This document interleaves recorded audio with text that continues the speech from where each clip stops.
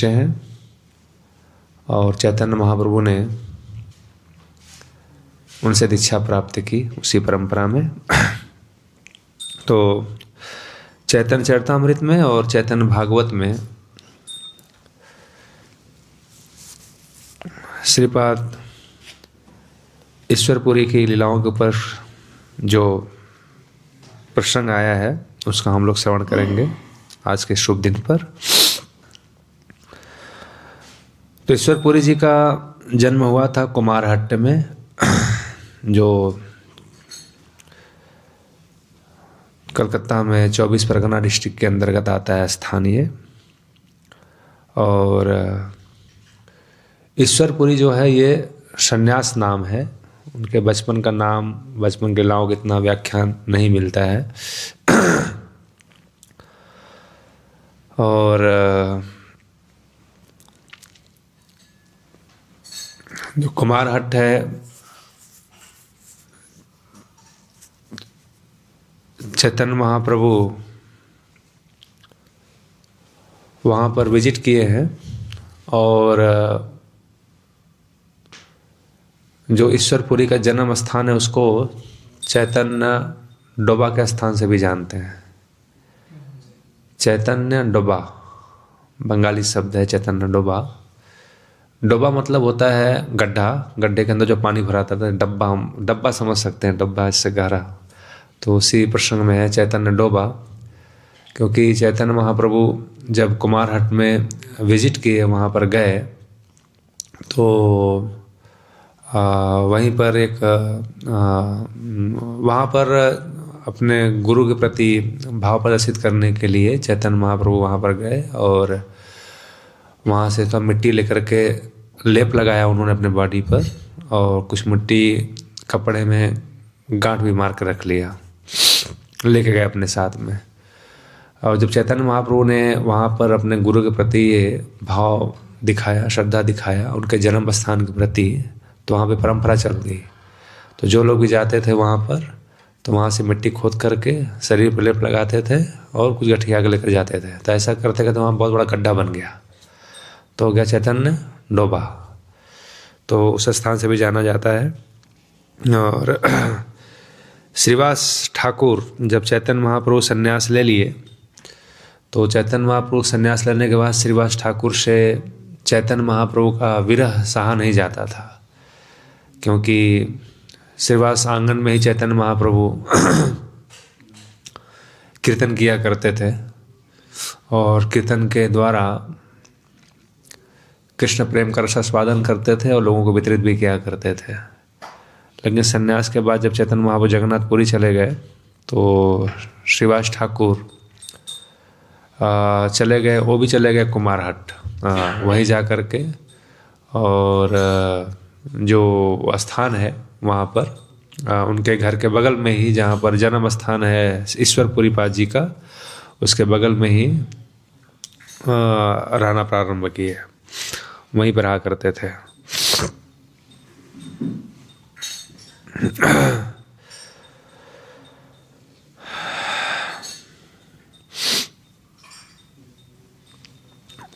और ईश्वरपुरी से ऐसे नवद्वीप में भी पहले मुलाकात ईश्वरपुरी जी का हो चुका था चैतन्य महाप्रभु से। जब एक बार ईश्वरपुरी पाद नवद्वीप में आए थे, और वहाँ पर उस समय निमाई पंडित के नाम से चैतन्य महाप्रभु विख्यात थे। जब गृहस्थ आश्रम में थे वो और लोगों को पढ़ाया करते थे, तो उसी क्रम में एक बार ईश्वरपुरी नवद्वीप में आए थे और वहाँ पर इनका मुलाकात हुआ था। चैतन्य महाप्रभु का उनसे निमाई का मुलाकात हुआ था। अचानक ऐसे भेंट हो गई और इसके बाद निमाई ने उनको प्रणाम किया और निमाई प्रभु उनको घर पे लंच के लिए आमंत्रित किए। ईश्वरपुरी वहाँ पर गए प्रसाद ग्रहण करने के लिए, उन्होंने प्रसाद ग्रहण किया।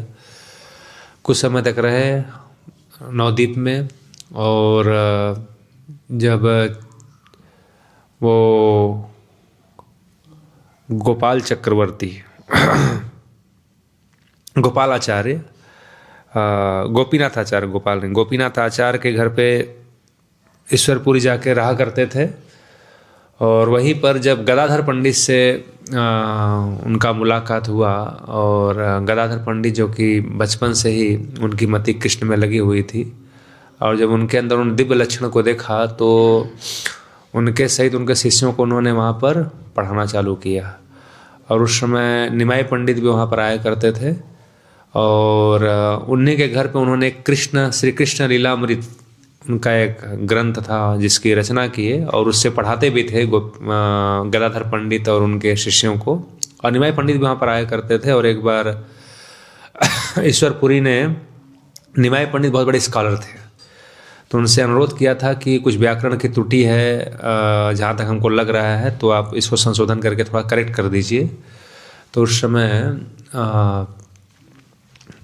निमाई पंडित ने कहा था कि आप जैसे शुद्ध भक्त जो भगवान के विषय में कुछ लिख रहे हैं, कुछ बोल रहे हैं, कुछ रचना कर रहे हैं, और उसमें कोई त्रुटि निकाले तो वो बहुत बड़ा अपराध हो जाएगा, उसकी अधोगति हो जाएगी।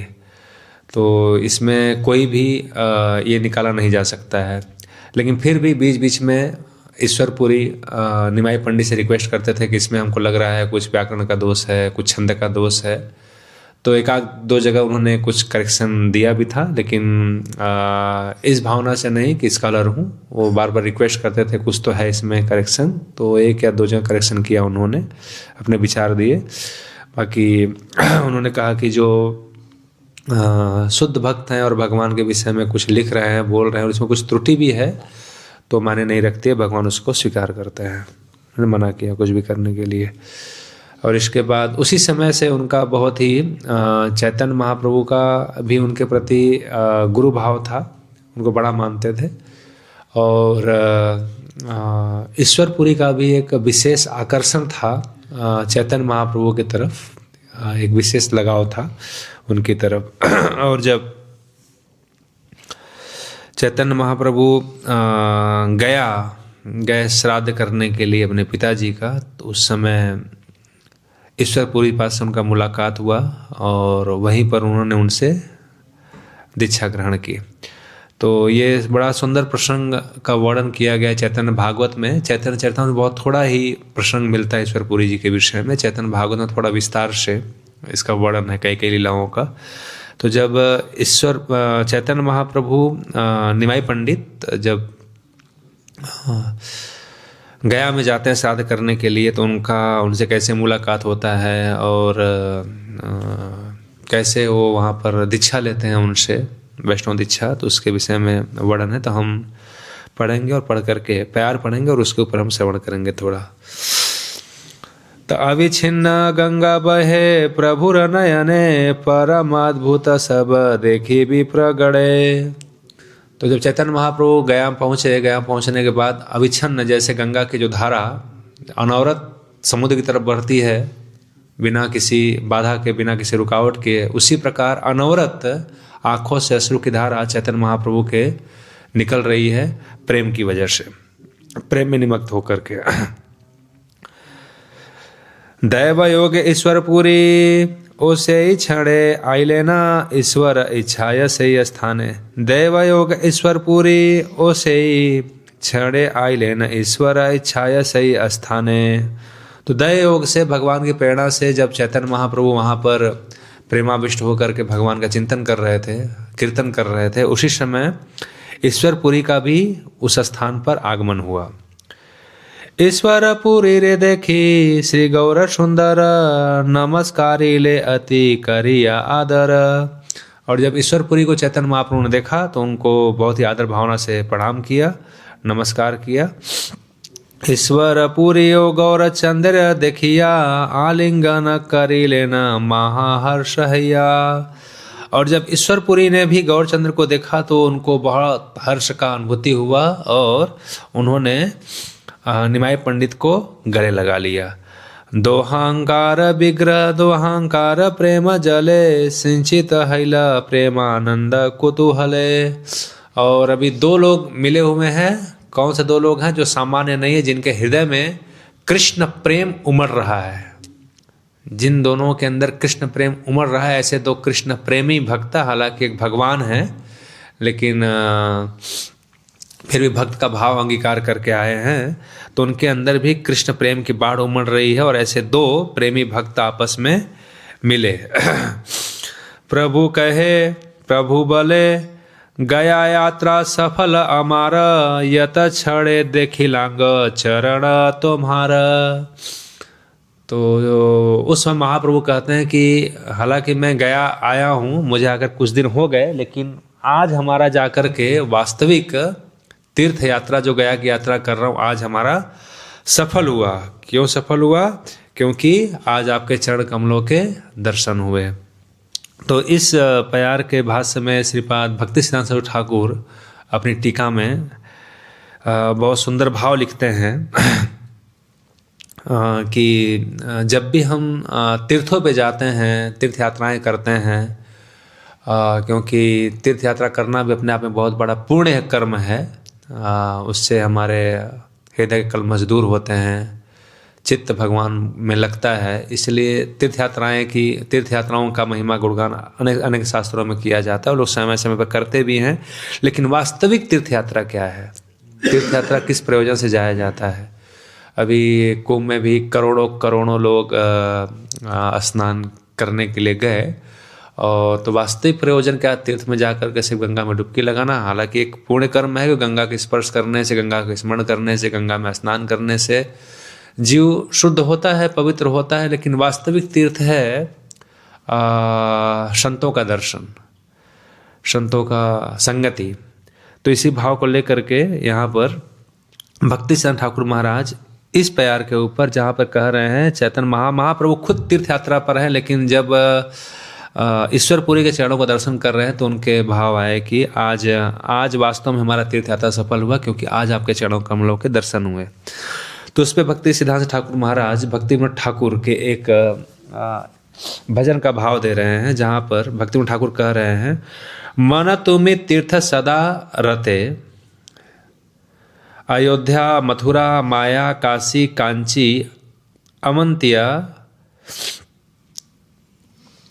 दारावती आर आछे यात। तो कह रहे हैं, मेरे मन तुम बहुत अटैच हो जगह जगह की यात्रा करने के लिए। यहाँ चले जाऊँ, यहाँ चले जाऊँ, यहाँ चले जाऊँ, कहाँ कहाँ? अयोध्या चले जाऊँ, मथुरा चले जाऊँ, माया काशी कांची, जो भी तीर्थयात्राएँ हैं, हे मन तुम बहुत अटैच हो यात्रा करने के प्रति, हर जगह जाने के प्रति। और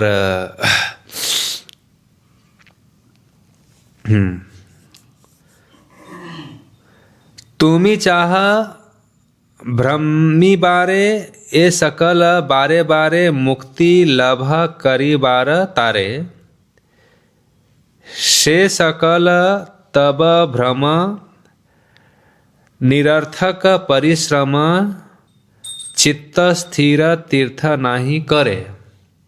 तो तुम जो अनेक तीर्थ यात्राओं का भ्रमण कर रहे हो, तुम्हारे अंदर ये भ्रम बैठा है कि अनेक तीर्थ यात्रा करने से मैं मुक्त हो जाऊंगा, भगवान के धाम चले जाऊंगा।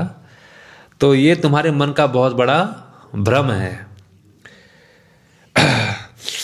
तुमी चाह भ्रमिरे से सकल बारे बारे मुक्ति लभ करी बारे तरे। तुमको लगता है कि मैं बार बार जाऊंगा, स्नान करूंगा, तीर्थ यात्राओं घूमूंगा और इसके द्वारा हमको बहुत बड़ा लाभ प्राप्त हो जाएगा, मैं मुक्त हो जाऊंगा। ये सकल तब भ्रम है, ये सब तुम्हारा भ्रम है, निरर्थक परिश्रम है, ये केवल एक मेहनत है, श्रम है। चित्त स्थिर तीर्थ नहीं करे, क्योंकि चित्त का स्थिरता, हाँ जाएंगे हम तीर्थ में डुबकी लगाएंगे, मन में तो पवित्र हो जाएंगे, पाप दूर हो जाएगा, लेकिन जो मन का स्वभाव है, जो मन की वासना है कि मन बड़ा चंचल है, मन के अंदर सारा वासनाएं हैं, इच्छाएं हैं, तो मन के मल को, मन की वासनाओं को ये गंगा का स्नान नहीं धोएगा। शरीर को धो करके शुद्ध कर देगा, लेकिन मन के अंदर जो वासनाएं हैं, इच्छाएं हैं, ये बार बार जब प्रकट होती हैं, इसको धो नहीं सकता है। और इसलिए ये बहुत बड़ा श्रम होगा यदि हम तीर्थ यात्रा सिर्फ तीर्थ यात्रा करने के लिए करते हैं, स्नान करने के लिए करते हैं, या आँखों का मनोरंजन करने के लिए करते हैं। और इसका प्रसंग का प्रतिपादन और भी होता है लीला में, जब भक्तेश ठाकुर महाराज नवद्वीप में परिक्रमा कर रहे थे, वहाँ पर रात को भक्ति साधक महाराज जी का प्रवचन होने वाला था। और ऐसा था कि प्रवचन भी होगा और जिनको दर्शन करने जाना है दर्शन करने भी जा सकते हैं। तो प्रवचन हुआ, प्रवचन में मोस्टली लोग कहाँ चले गए? दर्शन करने के लिए। क्लास में बहुत कम लोग बैठे महाराज भक्ति ठाकुर महाराज को सुनने के लिए। प्रभुपाद लीलामृत में उसका वर्णन है। और जब सब लोग रात को घूम करके आते हैं तब भक्ति सिद्धांत ठाकुर महाराज कमेंट करते हैं कि आप लोग का आंखों की एक्सरसाइज हो गया, आंखों का मनोरंजन हो गया। क्योंकि इन आँखों में वो शक्ति नहीं कि हम भगवान को देख सकते हैं। भगवान को देखना है, भगवान को अनुभूति करना है। कैसे?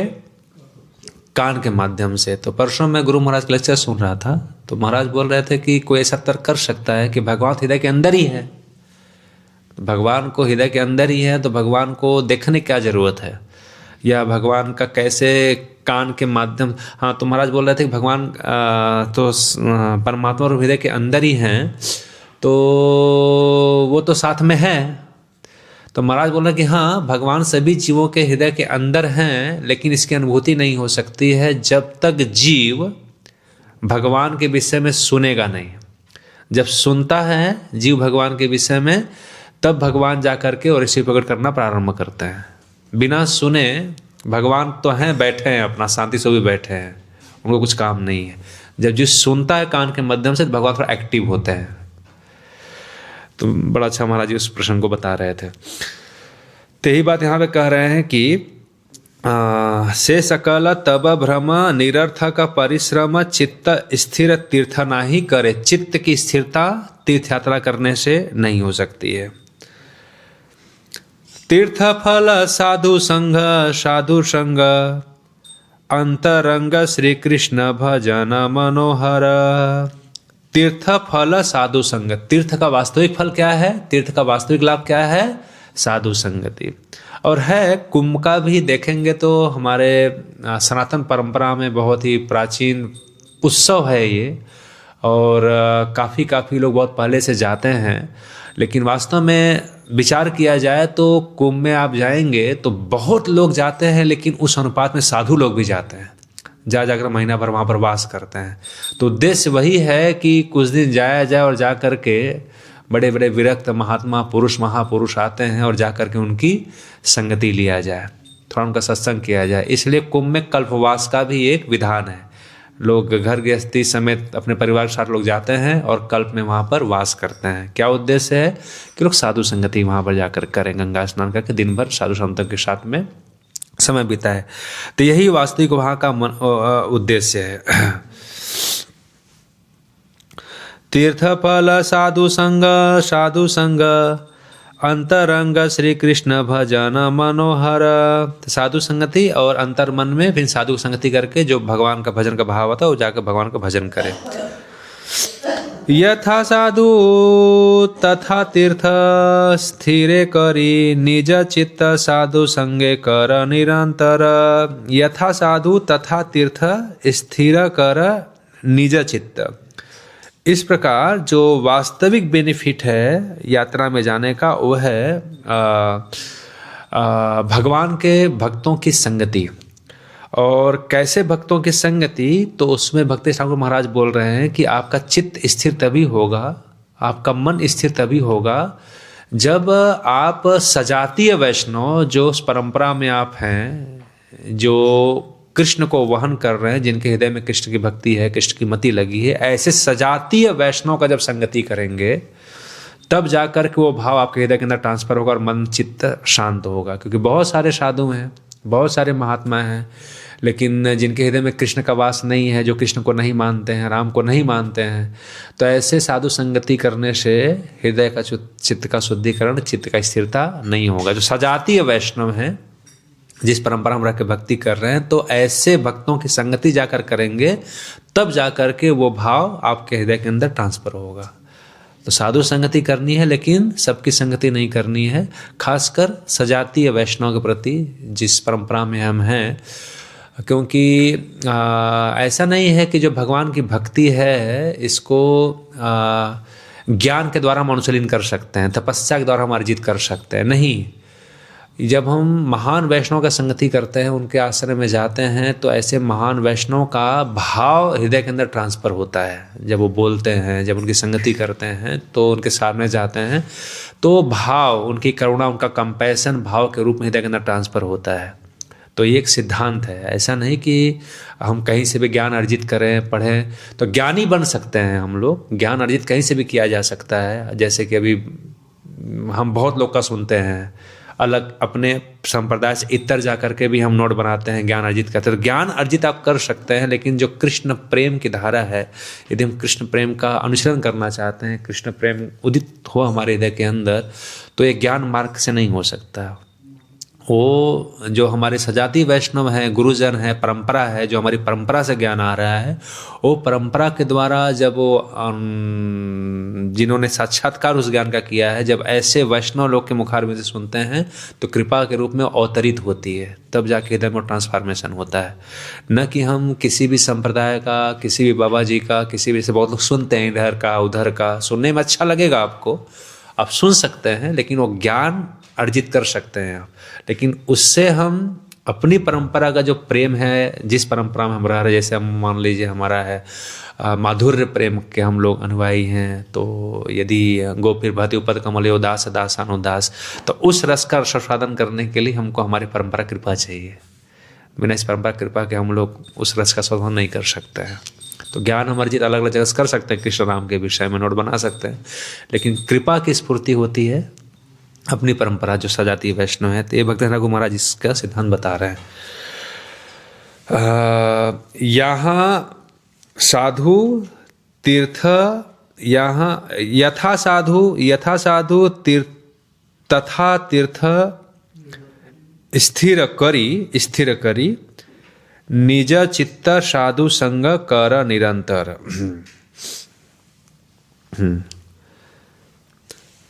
ये तीर्थे वैष्णव नाई से तीर्थे नहीं आई, किल भतिया दूरे देश, यथाय वैष्णव गण से स्थान वृंदावन, से स्थान आनंद अशेष।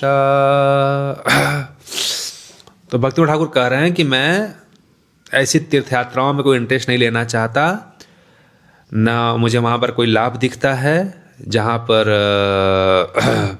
सिर्फ डिस्टेंस, एक दूरी तय करने का समान होता है कि हम बहुत दूर जा कर के आए हैं, तो ऐसा दूर दूर जा कर के तीर्थ यात्रा करने में मेरा कोई इंटरेस्ट नहीं है। मेहनत, ये एक श्रम जैसा मुझे लगता है। और इसलिए वास्तव में वही तीर्थ है, वही स्थान वृंदावन है, जहाँ पर हमको वैष्णव की संगति होती है। जहाँ हम वैष्णव से मिलते हैं तो ये वही तीर्थ बन जाता है हमारे लिए।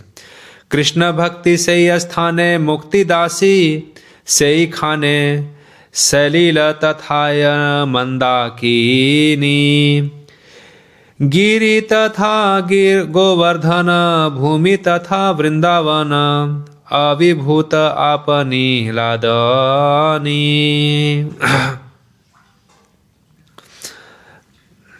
तो जहाँ भगवान की भक्ति है, तो अन्य जो भुक्ति मुक्ति स्पृहा जो है, ये सब तो भगवान के भक्तों की चरणों की दासी हैं, भक्ति की दासी हैं। मुक्ति और अन्य जो वांछाएं हैं, तो जहाँ भक्ति रहता है अपने वाई सबसे से चलती हैं। इसलिए हमको भगवान की भक्ति पर भरोसा करना है। और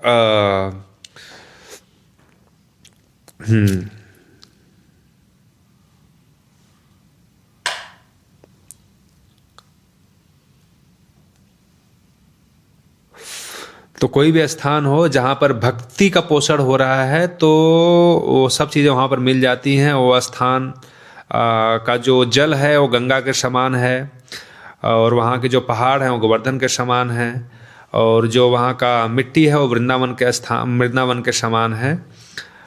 इस प्रकार हम लोगों को उस स्थानों पर जा कर के इंटरेस्ट लेना चाहिए। विनोद कई छे भाई भ्रमिया की फल पाई, वैष्णव सेवन मोर व्रत। तो भक्ति विनोद कह रहे हैं कि हे मेरे भाइयों, भ्रमिया की फल पाई, जगह जगह भ्रमण करने से कुछ लाभ नहीं होगा। वैष्णव रस सेवा मोरा व्रत, इसलिए मैंने वैष्णव की संगति, जो भक्तों की संगति है, यही मेरा व्रत है, यही मेरा पूजा है, यही मेरा तीर्थ है। और इस बात का अनुमोदन भागवतम में भी आता है, जब युधिष्ठिर महाराज से मिलते हैं कौन, विदुर जी, तीर्थ यात्रा करने के बाद आकर के मिलते हैं, तो उस समय युधिष्ठिर महाराज जो कि एक महाजन है, और उनके शब्द है तीर्थानि कुर्वन्ति तीर्थानि, तीर्थानि, कि जो संत हैं, जो भक्त हैं, जिनके अंदर कृष्ण की भक्ति वास करती है, जो कृष्ण को लेकर चलते हैं, ये कैसे हैं, ये चरते फिरते तीर्थ हैं, और ये इतने पवित्र हैं कि तीर्थों को भी पवित्र करते हैं। तो यहाँ भी सिद्धांत पुष्ट होता है। और दूसरा, गंगा जी जब इस धराधाम पे आना चाहती थी तो उन्होंने 2 शर्त रखा था भागीरथ महाराज के सामने। एक तो मेरे वेग को कौन सहेगा जब मैं ब्रह्मांड से उतरूंगी पृथ्वी पर, और दूसरा मेरी महिमा है कि लोग आकर के मुझे स्नान करेंगे, अपने पाप को धोएंगे, लोगों का पाप धोते धोते मेरी सत्ता खत्म हो जाएगी, कितना लोगों को पाप ढूंढूंगे। तो भागीरथ महाराज ने दोनों का निष्कर्ष निकाला, बोले कि ठीक है, मैं इसका उपाय करता हूँ। आके शिव जी से मिले, शिव जी ने उनका स्वीकार किया कि ठीक है, उनको बोलो मैं उनको धारण कर लूँगा, उनके वेग को सहन कर लूँगा। और दूसरा रास्ता क्या निकला, तो बोले कि ठीक है, दूसरा जो आपका भ्रम है, कि जो आपका ये विचार है कि लोगों का पाप धो करके मैं धूमिल हो जाऊंगी, तो मेरा सत्ता कैसे रहेगा। तो पापी लोग तो स्नान करेंगे, लेकिन जो भगवान के भक्त हैं, जिन्होंने भगवान के चरणों का आश्रय लेकर रखा है, ऐसे भक्त भी आपके जल में स्नान करेंगे, जिससे आपकी पवित्रता वैसी बनी रहेगी। तो ये भी सिद्धांत की पुष्टि होती है कि जो भगवान के भक्त हैं, मुक्त पुरुष, वो भी एक चलते फिरते तीर्थ के समान है। और वास्तविक तीर्थ है ऐसे भक्तों के सानिध्य में जाकर के समय बिताना, नहीं तो फिर एक परिश्रम जैसा हो जाता है, मेहनत जैसा हो जाता है।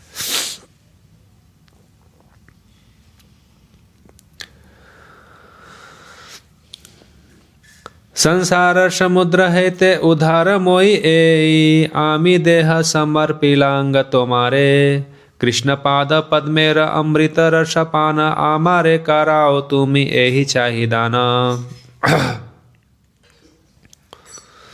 तो जब अब यह प्रसंग आ गया कि जब ईश्वरपुरी और महाप्रभु आपस में मिलते हैं, मिल करके प्रेम का भाव प्रकट करते हैं, और तत्पश्चात अपने जीवन का वास्तविक कृतार्थ महाप्रभु मानते हैं कि आज आपके चरणों का दर्शन हुआ इस तीर्थ में, आज वास्तविक तीर्थ यात्रा हमारी सफल हुई।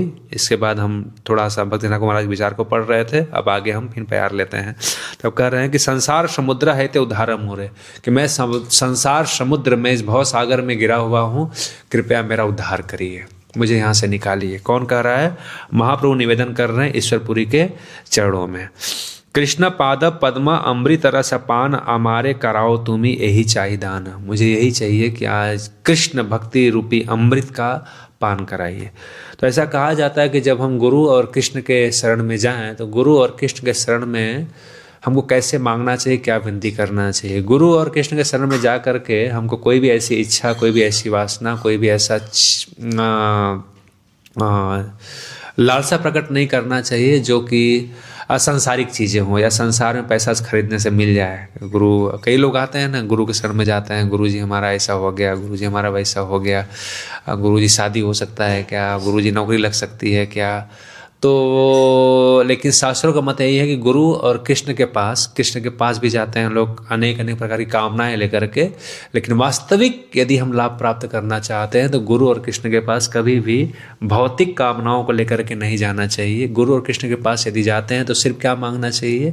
सिर्फ उनके चरणों की भक्ति मांगना चाहिए। कैसे हमारी मति लग सकती है, कैसे आपके चरणों हमारी मति लग सकती है। गुरु के प्रति और भगवान के प्रति हमारा यही भाव होना चाहिए। कैसे संसार सागर को हम पार कर सकते हैं, और कैसे हमारी निश्चल मति आपके चरण कमलों में लग सकती है। और यही भगवान भी एक अपने उदाहरण के द्वारा प्रस्तुत कर रहे हैं कि ईश्वरपुर से ही कर रहे हैं कि मैं संसार सागर से हमारा उद्धार करिए और हमारी मति कृष्ण में कैसे लग जाए। ये हमको आशीर्वाद दीजिए।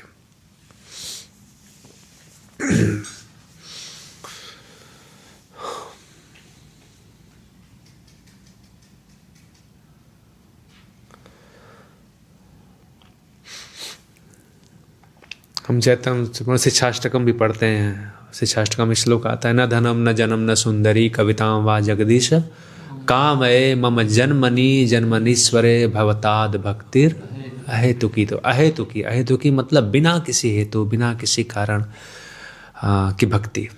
इसमें कोई स्वार्थ नहीं होना चाहिए, कोई भी कामनाएं नहीं होनी चाहिए, नहीं तो हम वास्तविक लक्ष्य से भटक जाएंगे।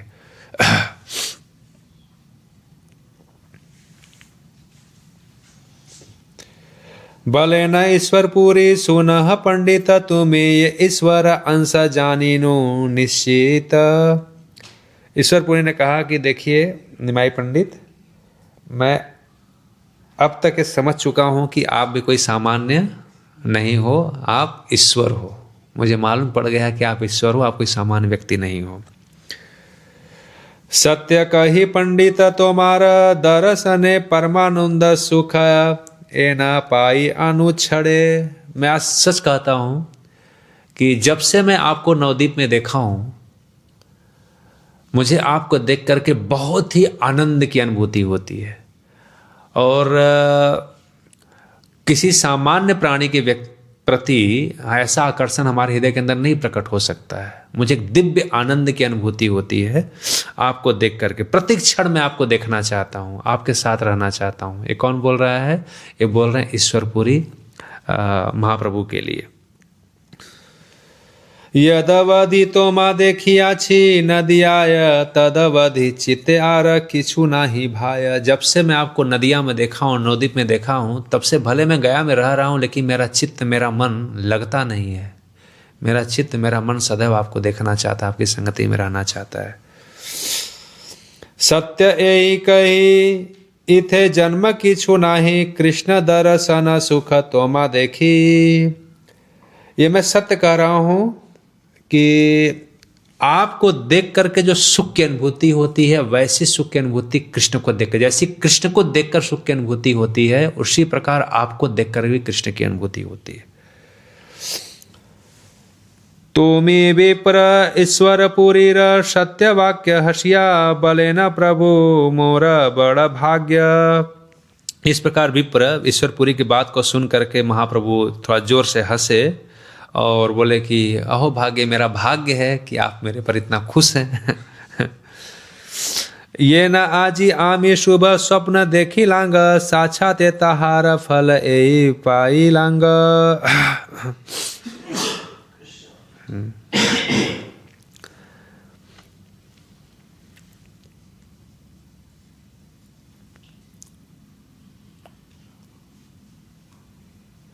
महाप्रभु ने कहा कि वास्तव में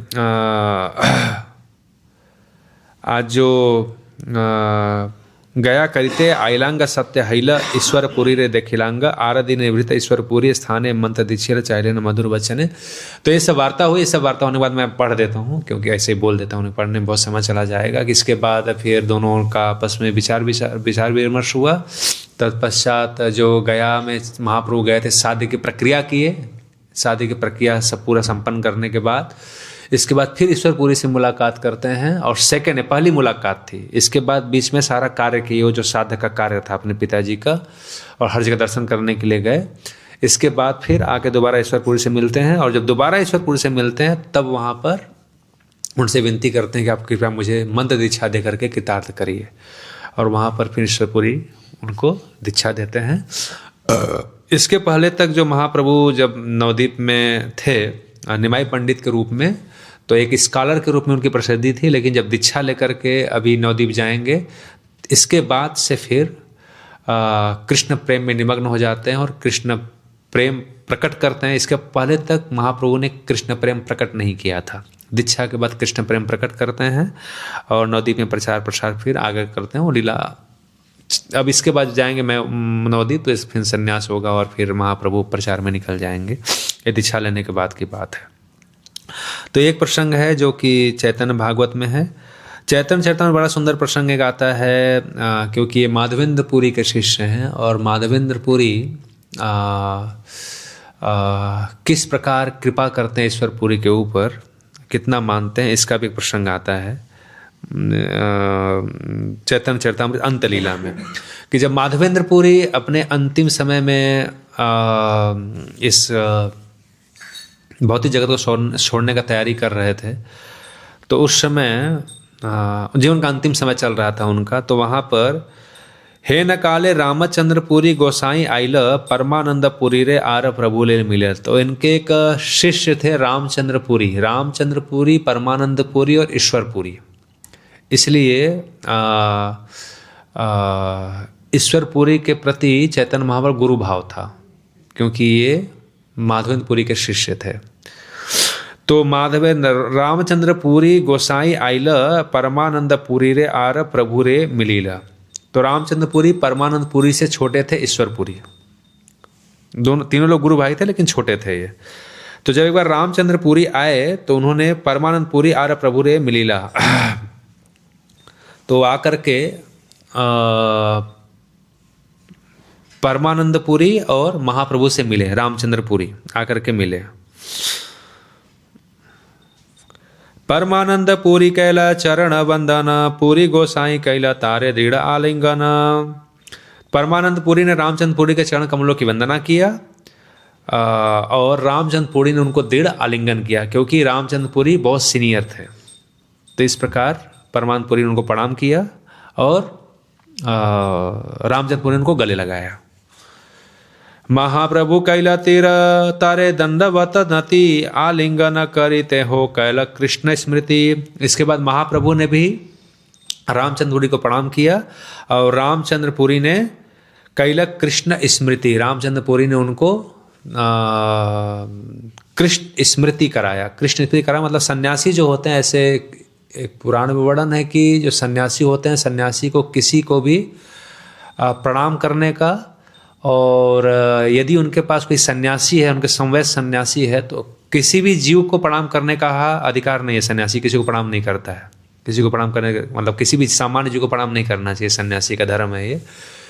और दूसरा, यदि सन्यासी हैं या उनके समकक्ष कोई मिलता है तो वो वहाँ आशीर्वाद देने की परंपरा नहीं है। वहाँ पर परंपरा है एक दूसरे को कृष्ण का स्मरण कराते हैं वो लोग, कृष्णेरमति अस्तु और ओम नमो भगवते नारायण, ऐसे करके वो लोग एक दूसरे को नारायण का स्मृति दिलाते हैं। ऐसा यहाँ पर ऐसा लिखा गया है। तो जब महाप्रभु ने प्रणाम किया उनको तो कृष्ण स्मृति उनको ओम नमो भगवते नारायणाय, क्योंकि ये ऐसा करते हैं क्योंकि उस समय जो सन्यासी लोग थे प्रायः जो रामचंद्रपुरी थे ये थे डिसाइपल माधवेंद्रपुरी के, लेकिन ये प्रभावित थे शंकर भाष्य से, तो मायावादी, इसलिए इस प्रकार का ये व्यवहार कर रहे हैं। तीन जन इष्ट गोष्ठी कैला कतक क्षण, जगदानंद पंडितारा कैला निमंत्रण। इस प्रकार तीनों लोग कुछ समय तक इष्ट गोष्ठी किए, बातें किए और जगन्नाथ पंडित ने रामचंद्रपुरी को भोजन के लिए निमंत्रित किया। जगन्नाथेर प्रसाद अनिया भिक्षा र लगिया, यथेष्ट भिक्षा करी लाते हो निंदा र लगिया। तो उन्होंने बहुत सारा जगन्नाथ जी का प्रसाद मंगाया जगन्नाथ पंडित ने, और रामचंद्रपुरी ने खूब खाया। और खूब खाया, क्यों खाया? बोले यथेष्ट भिक्षा करी लाते हो निंदा र लागिला, खाया निंदा करने के लिए। अभी खूब खाया, बाद में क्या करें उनका लीला प्रकट होगा। खूब खाया किसके उद्देश्य से? बाद में निंदा करने के लिए खूब खाया। भिक्षा करी कहे पूरी सुना जगतानंद, अवशेष प्रसाद तुम्हें करह भक्षण। तो पूरा खाने के बाद फिर जगन्नाथ को बोला कि अब आप लोग भी खा लो। बोले खूब खाया, उनका खिलाया गया, सीनियर सन्यासी थे, उनको खिलाया गया, खूब अच्छे से खाया पेट भर दबा के। इसके बाद बोले कि अभी आप लोग भी खा लो। आग्रह करिया तारे बसी खाओ पाइल, आपने आग्रह करी परिवेश न कैला। तो उसके बाद महाप्रभु को बैठाया, परमानंद को बैठाया और फिर अब वो सभी से खिलाने लगे। आग्रह करिया पुनः पुनः खाओ पाइल, आचमन करी निंदा खरीदे लागिला। तो उन दोनों को बैठा खूब खिलाया और खिलाने के बाद आचमन करी। जब जगन्नाथ पंडित जब आचमन करने के लिए गए, हाथ धोने के लिए हाथ धोकर आए, अब इसके बाद निंदा चालू किया। क्या निंदा चालू किया? सुनी चैतन्य गढ़ करे बहुत बक्षण, सत्य से ही वाक्य साक्षात देखी लू एखन। सन्यासी र एत खायो आया करे धर्म नाश, वैरागी हैया एत खाया वैराग्य नाही भास। सुनी चैतन्य गढ़ करे बहुत। अभी तो मैं सुना था कि जो चैतन्य के अनुयायी हैं, जो चैतन्य महाप्रभु के साथ रहते हैं, महाप्रभु के साथ रहते हैं, ये बहुत खाते हैं। ये मैंने सुना था, बहुत खाते हैं, लेकिन आज देख भी लिया कि बहुत खाते हैं, खाने से रुक ही नहीं रहे हैं, और खाते भी हैं और इनको ज्ञान भी नहीं है। ये सन्यासियों को भी इतना खिलाते हैं क्योंकि सन्यासी बहुत खाएगा। हाँ, जिह्वार लालच से एई तु इति धाय शिष्टमंडल परायण कृष्ण ही पाए। यदि सन्यासी बन गया, विरक्त बन गया और कहाँ खाने को मिलेगा, कहाँ खाने को मिलेगा, हर समय खोजते रहेगा, तो शिष्य और जिष्ण के परायण हो जाएगा, कृष्ण नहीं मिल पाएंगे। तो सन्यासी मतलब गुरु महाराज का एक वाक्य था कि जो इस जीवन में होते हैं, कभी मुट्ठी भर चना, कभी घी घना, कभी मुट्ठी भर चना और कभी ओ भी मना। तो ऐसा भाव में सन्यासियों को रहना चाहिए, ब्रह्मचारियों को रहना चाहिए। महाराज ऐसे एक लेक्चर में बता रहे थे, कभी घी घना, कभी हो सकता है कि तलाशी का घी मिले खाने को भर के डब्बा, कभी ऐसी परिस्थिति हो जाती, कभी मुट्ठी भर चना, कभी घी का चपाती मिल सकता है, घी का सब्जी मिल सकता है, और कभी चना, सूखा चना मिल के खाना पड़ेगा, और कभी वो भी मना, हो सकता है कभी वो भी ना मिले। लेकिन जब वो न मिले तो फायर नहीं होना चाहिए, या वही चिंता नहीं चाहिए, हाय प्रसाद नहीं मिला, प्रसाद नहीं मिला, नहीं खा रहा है, कैसे होगा, शरीर कैसे चलेगा, इसका चिंता नहीं करना चाहिए। जो विरक्त हैं, सन्यासी हैं, कभी घी गना, कभी मुट्ठी भर चना, कभी ओ भी मना। कभी घी मिल जाएगा, कभी मुट्ठी भर चना मिलेगा, सत्तू मिलेगा, और कभी ओ भी नहीं मिलेगा। ये है कि उससे कृष्ण का स्मृति नहीं बिगड़ना चाहिए। महाराज बता रहे थे कि कृष्ण की स्मृति पर प्रभाव नहीं जाना चाहिए। नहीं मिला तब खाने का चिंता चल रहा है दिन भर, जब खाएगा नहीं तब तक भजन करेगा नहीं, माला करेगा नहीं, ऐसा नहीं होना चाहिए। जिस मार्ग पर हैं तो इतना तपस्या जीवन में होना चाहिए कि भूख पे नियंत्रण हो सके, सोने पर नियंत्रण हो सके, नहीं तो फिर फायदा क्या है सांसारिक जीवन की तरह जीने के लिए। महाराज जी बड़ा कठोर भी आगे बोले कि जो ब्रह्मचारी हैं, सन्यासी हैं, तो भक्तों हरिद्वार में कथा हो रही, तो महाराज बोले कि भूख पर और सोने पर नियंत्रण होना ही चाहिए, इतना तो हम लोग कर ही सकते हैं, नहीं कि अब हाय हाय हाय हाय कहाँ मिलेगा खाना को। फिर महाराज जी था गुजराती लोग कमेंट मारे, मुझे पता चला कि कथा होती है और यहाँ पर सिंपल प्रसाद बनता है, भक्त लोग बनाते हैं दाल चावल रोटी सब्जी, लेकिन ये जो गुजराती लोग हैं ये सब होटल में घूमते हैं, कहाँ मिलेगा खाने के लिए, तो ऐसे भूखड़ लोग क्या भजन करेंगे। महाराज बड़ा हेवी कमेंट मारे हैं कि आए हैं कथा सुनने, जो कथा का प्रसाद बन रहा है वही खाना चाहिए, और तुम लोग इसके लिए घूमते रहेगा कहाँ मिलेगा कहाँ मिलेगा।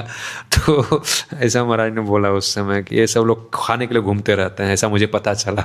महाराज बोलते हैं कि इन लोग को यहाँ का पसंद नहीं आता है। तो सुनी चैतन्यगढ़ करे बहुत भक्षण, अभी तक सुना था कि बहुत था, 10 मिनट और समय ले लेता हूँ, 5 मिनट खत्म करूंगा इसको, कि बहुत भक्षण करते बहुत खाते हैं, ऐसा सुना था लेकिन आज देख भी लिया। और सन्यासी तक खाइया या करे धर्मनाश, और सन्यासियों को भी खिला खिला कर उनका धर्मनाश कराने में लगे हुए हैं।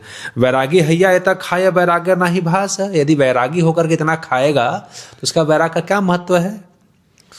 ये वो निंदा है उनका, यही निंदा है। यही तो स्वभावतार आग्रह करिया, पीछे निंदा करे आगे बहुत खाइया। रामचंद्रपुरी का स्वभाव ही ऐसा था। कृष्णदास प्रभु बोल रहे हैं, कृष्णदास कविराज गोस्वामी बोल रहे हैं कि रामचंद्रपुरी का स्वभाव ही ऐसा था कि वे पहले तो बहुत आग्रह कर खिलाते और बाद में निंदा करते। पूर्वे अबे माधवेंद्रपुरी करे न अंतर्धान, रामचंद्रपुरी तबे आइला तार स्थान। इसके बाद रामचंद्रपुरी उस स्थान पर है जहाँ माधवेंद्रपुरी अबाध रूप से कृष्ण का चिंतन करते हुए विलाप कर रहे थे, रो रहे थे। क्या रो रहे थे, क्या विलाप कर रहे थे माधवेंद्रपुरी। पूरी गोसाई करे कृष्ण नाम संकीर्तन, मथुरा न पाइनु बलि करे न क्रंदन। कृष्ण का अनवरत कृष्ण का नाम ले रहे थे और विलाप कर रहे थे कि हाय हाय मुझे मथुरा का वास नहीं मिला, मैं मथुरा नहीं जा पाया, मुझे मथुरा में एंट्री नहीं मिला, वृंदावन में एंट्री नहीं मिला, ऐसा सोच करके मुझे मथुरा का आश्रय प्राप्त नहीं हुआ, वृंदावन का आश्रय प्राप्त नहीं हुआ, ऐसा करके क्रंदन कर रहे थे।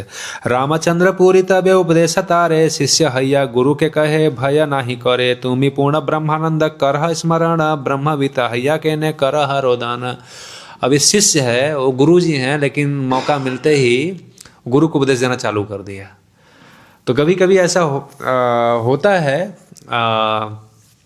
व्यवहार में देखा जाता है कि ये जो रास्ता है, स्पेकुलेशन ये मिल रहा है हम लोगों को, या भगवान राम को भी शिक्षा से मिलती है। एक दो प्रसंग है जो मैंने महाराज की कथा में सुना था कि इसमें इस भक्ति, क्योंकि यहाँ पर बहुत छोटी छोटी चीज़ें होती हैं लेकिन बहुत बड़ी मायने रखती हैं।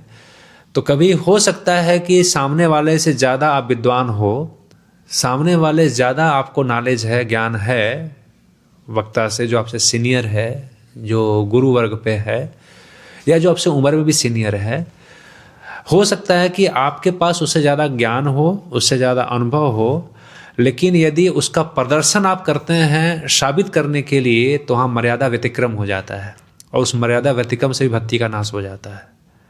भले ही अनुभव है, ज्ञान है, ज्ञान के दृष्टिकोण से आप आगे हैं, लेकिन यदि आप मर्यादा को ध्यान में रख करके यदि वहाँ पर अपनी विद्वत्ता, अपना परिचय देने का प्रयास करते हैं, अपना दिखाने का प्रयास करते हैं, तो वहाँ पर मर्यादा व्यतिक्रम करने की वजह से भी भक्ति का लोप हो सकता है। तो इसलिए भले ही नॉलेज हो, भले ही ज्ञान हो, लेकिन जब आपको लगे कि हमारे सीनियर हैं, जब तक उनका आदेश न हो उसके ऊपर टीका करने से, उसके ऊपर बोलने से, तब तक उस समाज के अंदर अपना विद्वत्ता का प्रदर्शन नहीं करना चाहिए दिखाने के लिए। नहीं, वो उस मर्यादा व्यतिक्रम की वजह से फिर भक्ति का नाश हो सकता है। ऐसे परिवेश में कि यदि उन दिखाने के लिए कि मुझे ज्ञान है, या सामने वाले के हृदय के अंदर ऐसा आए कि हाँ ये भी ज्ञानी है, इनको भी नॉलेज है, तो इस भाव से सामने वाले व्यक्ति का जो ऐसा है वो मर्यादा व्यतिक्रम की वजह से अपराध लग सकता है। तो यहाँ पर ये तो अलग अलग प्रसंग है। ये दूसरा प्रसंग एक मैं शिक्षा के रूप में किया, जो मैंने सुना है गुरु वर्ग से। यहाँ पर रामचंद्र पुरी ने गलती कर दिया। तो यहाँ पर रामचंद्र पुरी कह रहे हैं कि इसमें क्या विलाप करने का है कि मथुरा का वास नहीं विलाप। अरे आप ही तो साक्षात नारायण हैं, आप ही साक्षात ब्रह्म हैं, आप ही साक्षात कृष्ण हैं, आपको क्या मथुरा के लिए विलास करने का और इसके लिए विलाप करने का। और ऐसा करके तुम्हें पूर्ण ब्रह्मानंद करह स्मरण, सीधे पर ब्रह्म आप वही से, आप वही हो, आप वही, आप साक्षात पर ब्रह्म, ऐसा चिंतन करिए ना। क्या मथुरा चिंतन कर रहे हैं, वृंदावन के चिंतन कर रहे हैं। ब्रह्मवीत हैया करे करह रोदन, आप ब्रह्म हैं, ब्रह्म को जानने वाले, ऐसा सोचकर भी आप अनुमोदन कर रहे हैं। सुनी माधवेंद्र मन क्रोध उपजील, दूर दूर पापी बलि भर्सना करिल। ऐसा जब मधुन भाग पापी कहीं का, दुष्ट कहीं का, हाँ उसको बहुत उल्टा सीधा बोला उन्होंने, बुरा भला कहा। कृष्ण कृपा ना पाइनो मथुरा आपन दुखे मरो ए दिथे आइला ज्वाला। एक तो कृष्ण का चिंतन नहीं हो रहा है, कृष्ण के मथुरा का वास नहीं मिल रहा है, मैं ऐसे दुखी हूँ, और ऊपर से आपन दुखे मरो ए दीते आइला ज्वाला। एक तो मैं ऐसे दुख की विरह में तड़प रहा हूँ, ऊपर से तुम आग का ज्वाला और भड़काने के लिए आ गए यहाँ पर। नाहे मुख ना देखी बतुई बाचुत पथी तथी, तोरे देखी मैला मोर हबे असद गति। तुम यहाँ से चले जाओ, तुमको देख के मर जाऊंगा, तुम्हारा चिंतन करते मर जाऊंगा, तो मेरी असद गति हो जाएगी, मुझे पूर्णता नहीं मिली, तो भाग यहाँ से अभी। कृष्ण ना पाइनो मारो आपनार दुखे, मोरे ब्रह्म उपदेश बार मूर्खे। हाँ, मैं श्री कृष्ण प्राप्त नहीं कर पाने के कारण मर रहा हूँ, इसलिए मैं दुखी हूँ, और यह दुष्ट मूर्ख मुझे ब्रह्म का उपदेश दे रहा है। यही तब माधवेंद्र उपेक्षा करिल, सही अपराधे इहार वासना जन्मिल। और यही बात था कि जैसे उनका तिरस्कार किया माधवेंद्र पुरी ने, तो ये सन्यासी थे, सबसे सीनियर डिसाइपल थे इनके, लेकिन इनके हृदय के अंदर वासना आ गई। फिर आके उनका हाँ मार्ग अच्छा नहीं रहेगा। इसे ही अपराधे हिला वासना जन्मिल। तो यहाँ भी है कि वास्तव में जो हम सामान्य जीवों के अंदर अनेक अनेक कभी कभी वासनाएं उत्पन्न होती हैं। भक्ति करने के बावजूद भी, समय बिताने के बावजूद भी हम अनर्थों से, वासनाओं से लड़ते रहते हैं। और ये जो वासनाएं हैं, इच्छाएं हैं, वो वासनाएं अलग अलग रूप में अलग अलग चीज़ के लिए हो सकती हैं। लेकिन यदि वासना प्रबल होती है, कभी कभी बहुत वासनाएं प्रबल होती हैं, बढ़ जाती हैं या बहुत विचलित करती हैं, तो वर्कआउट करना चाहिए हम लोगों को कि कहीं ना कहीं किसी न किसी रूप में अपराध ज़्यादा हो रहा है। क्योंकि भक्ति, पाप के अंदर शक्ति नहीं कि भक्ति को विचलित कर सके।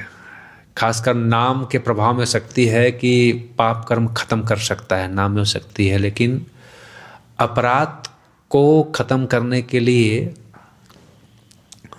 नाम भी विचार करता है, बहुत विचार सोच, नाम प्रभु बहुत सोच विचार करते हैं। और वास्तव में तभी वो अपनी कृपा वर्षित करते हैं जब जिसके प्रति अपराध की भावना चल रही, उसको खत्म कर दिया जाए।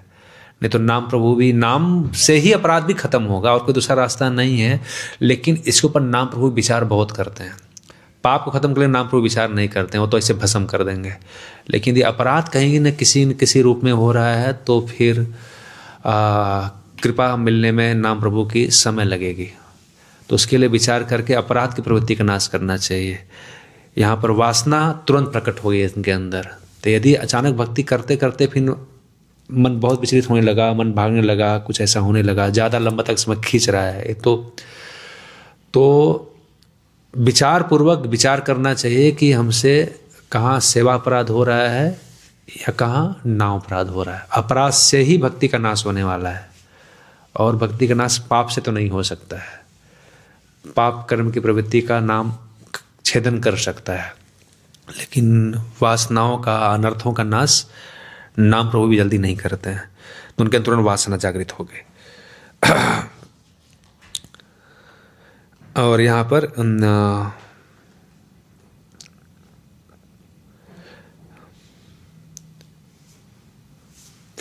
पर एक श्लोक आ रहा है जहाँ पे कह रहे हैं, जीवन मुक्ता अपि पुनर्बंधन यान्ति कर्म भी यद्यचिन्त्य महाशक्तो भगवन्त्य अपराधीन। जीवन मुक्त अपि पुनर्बंधन, एकदम मुक्ति की अवस्था, जीवन मुक्त अवस्था पहुंच गया है, एकदम मुक्त होने वाला है संसार से। जीवन मुक्त अपि पुनर्बंधन, वहां से भी पुनः वो खींच के आ सकता है कहाँ? जन्म मृत्यु के चक्कर में।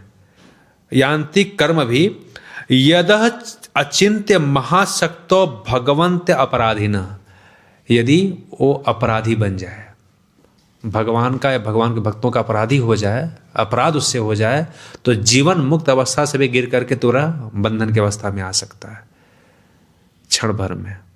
और यही बात चैतन्य चरितामृत में बात है कि पागल हाथी के समान चैतन्य महाप्रभु ने इसको कहा है, क्षण भर में सब कुछ छिन्न भिन्न कर सकता है। जीवन मुक्त अपि पुनर्बंध यान्ति कर्म भी यदन चिंत्य महाशक्तो भगवंत अपराधी लोगों। ईश्वर पूरी करे श्रीपाद सेवन, स्वहस्ते करे न मल मूत्रादि मर्जन। और एक तो रामचंद्रपुरी का हमने देख लिया, और दूसरे ईश्वरपुरी भी उधर ही थे।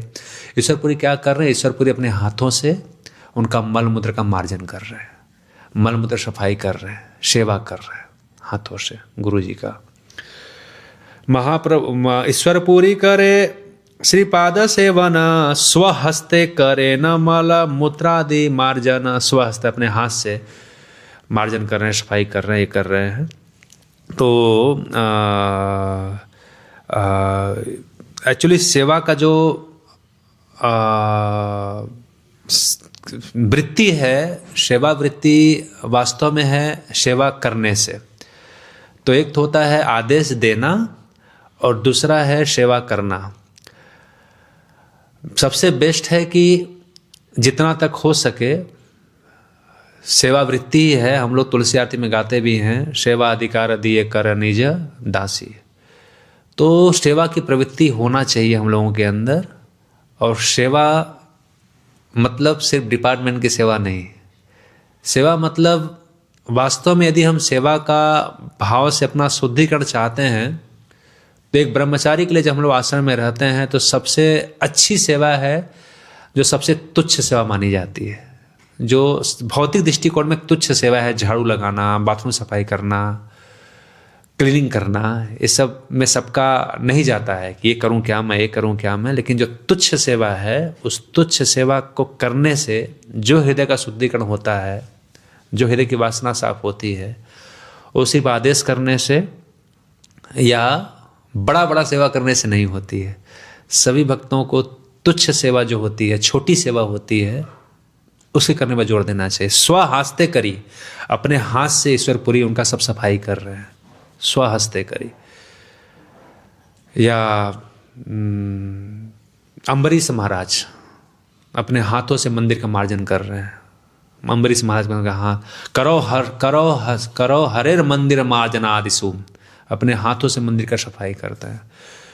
तो प्रैक्टिकल एप्लीकेशन क्या? प्रैक्टिकल एप्लीकेशन हम लोग का यही है हम लोग को मंदिर सफाई करना चाहिए, हम लोग को बाथरूम सफाई करना चाहिए। ईश्वर, ये मैं 2 लाइन पढ़कर खत्म कर देता हूँ। ईश्वर कहे श्रीपाद सेवन स्व हस्ते करे न मल मूत्रादि मार्जन, निरंतर कृष्ण नाम करे स्मरण, कृष्ण नाम कृष्ण लीला सुनाय अनुक्षण। और क्या करते थे गुरु जी के लिए? गुरु जी के लिए करते थे कि उनको हर समय कृष्ण का स्मरण बना रहे, इसके लिए उनको नाम सुनाते थे, क्योंकि एकदम शरीर से ये हो चुके थे महादेवेंद्र पुरी, तो उनको नाम सुनाते थे और कृष्ण लीला सुनाते थे, कृष्ण लीला सुनाते थे। और जो भाई, मैं वही प्रैक्टिकल अपने गुरु महाराज के अंतर्गत देख रहा हूँ, तो गुरु महाराज के पास कोई बैठता, अभी मीरारुण महाराज आए थे, एडमिट थे, तो दिन भर कोई न कोई भक्त बैठ करके महाराज सुनते ही रहते हैं भागवतम का, ये प्रसंग निकालो, ये प्रसंग निकालो। और मेरा भी 2 दिन में चैतन्य चंद्र सुनाया था, 1 दिन भागवत सुनाया था, तो महाराज दिन भर बैठ करके कथा सुनते हैं, कोई न कोई उनके सामने बैठ के पढ़ता, महाराज सुनते रहते हैं। तो ये सबसे बेस्ट सेवा है गुरु के लिए भी। तो ईश्वरपुरी क्या कर रहे हैं? नाम जप करते हैं उनके सामने बैठ करके, और जैसे अवसर मिलता है तो उनको कृष्ण की लीला सुनाकर कृष्ण का स्मरण कराते हैं। ये इस प्रकार का सेवा कर रहे हैं। सही है तेश्वरपुरी प्रेमे रसागर, रामचंद्र पुरी हैला सर्व निंदा कर। और देखो 2 डिसाइपल है, एक डिसाइपल निंदा का पात्र बन गया और एक शिष्य उनकी कृपा का पात्र बन गया। कैसे? सेवावृत्ति से, सेवावृत्ति करके दोनों ने सेवा करने का प्रयास किया है। एक अपने मन से क्योंकि मायावाद से प्रभावित थे, और एक अपने परंपरा में जो ज्ञान अर्जित किए थे, कैसे सेवा भावना लानी चाहिए, उस परंपरा में रहकर के भक्ति कर रहे हैं, सेवा कर रहे हैं। और एक कृपा का भाजन हो गया, एक निंदा का भाजन हो गया। हरे कृष्णा। शिल प्रभुपाद की जय। इसका प्रसंग बहुत लंबा है, लेकिन मैं यही पे खत्म करता हूँ, ऑलरेडी बहुत समय हो गया। श्रीपाद ईश्वरपुरी की जय। निताय गौर प्रेमानंदे।